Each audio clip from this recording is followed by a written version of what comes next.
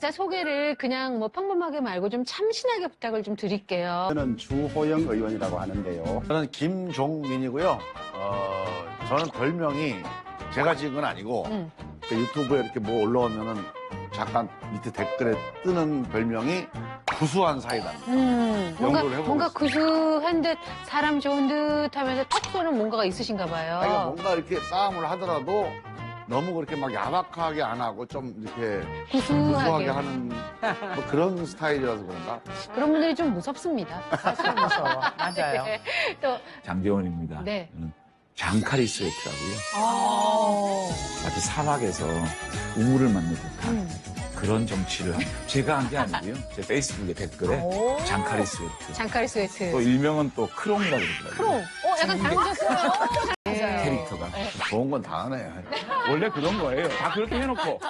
네, 자기 PR 시대니까요. 네. 네, 저는 박범계 의원이라고 하는데요. 2016년도에 뿜계라는 그런 별명을 얻었어요. 불만이 무엇이죠?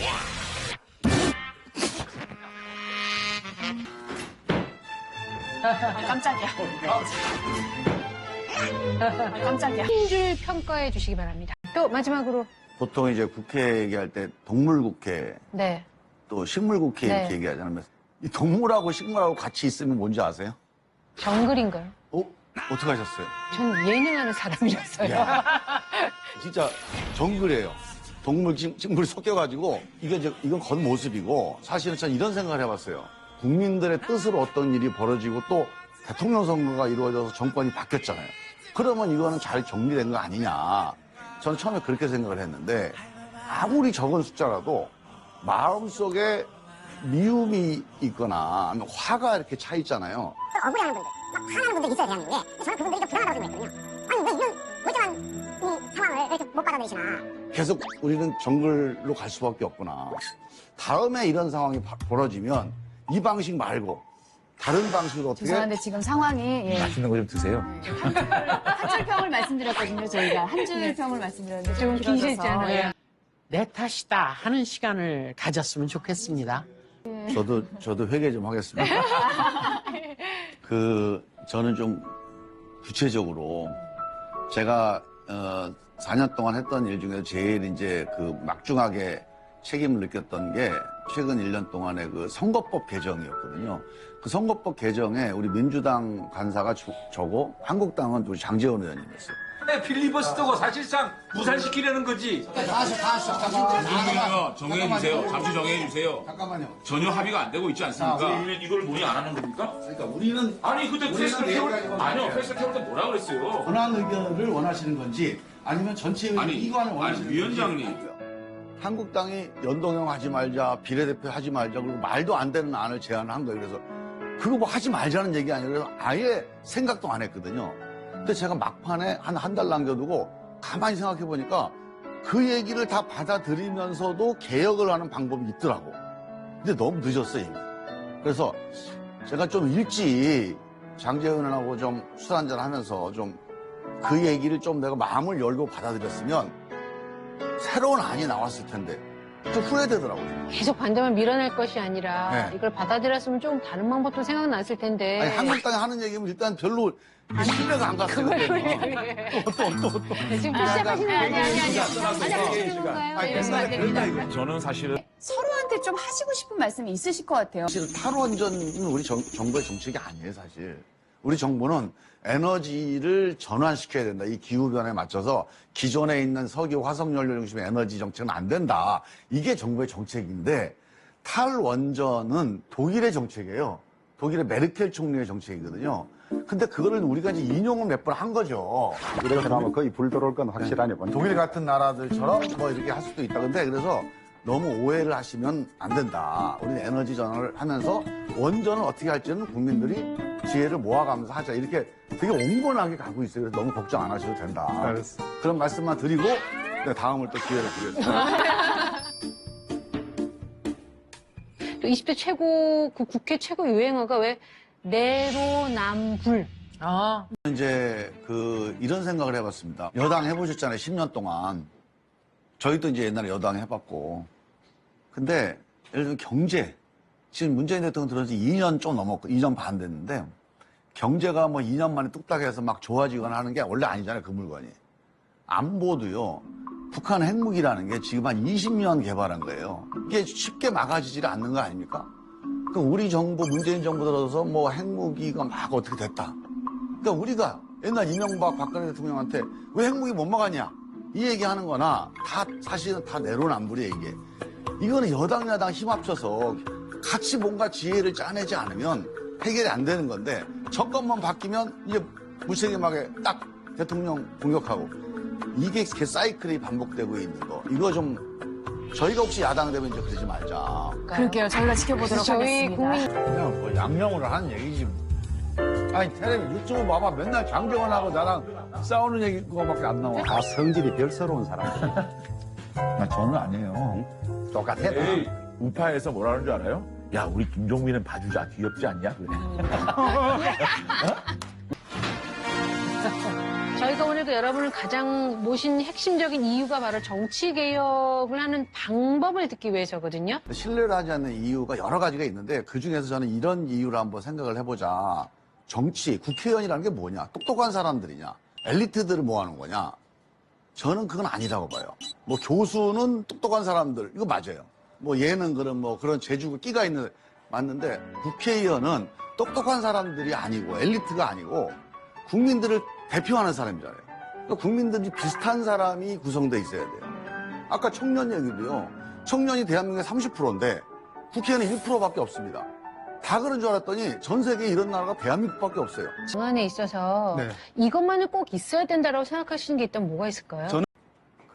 이제 권력을 나누냐, 뭐 어떻게 뭐 좀 뺏어가냐 이런 문제도 쟁점이 되지만 저는 이제 본질적으로 이렇게 국회가 왜 싸우냐, 왜 맨날 쌈박질만 하냐, 솔직히 할 일이 없어서 그래요. 할 일이 없어.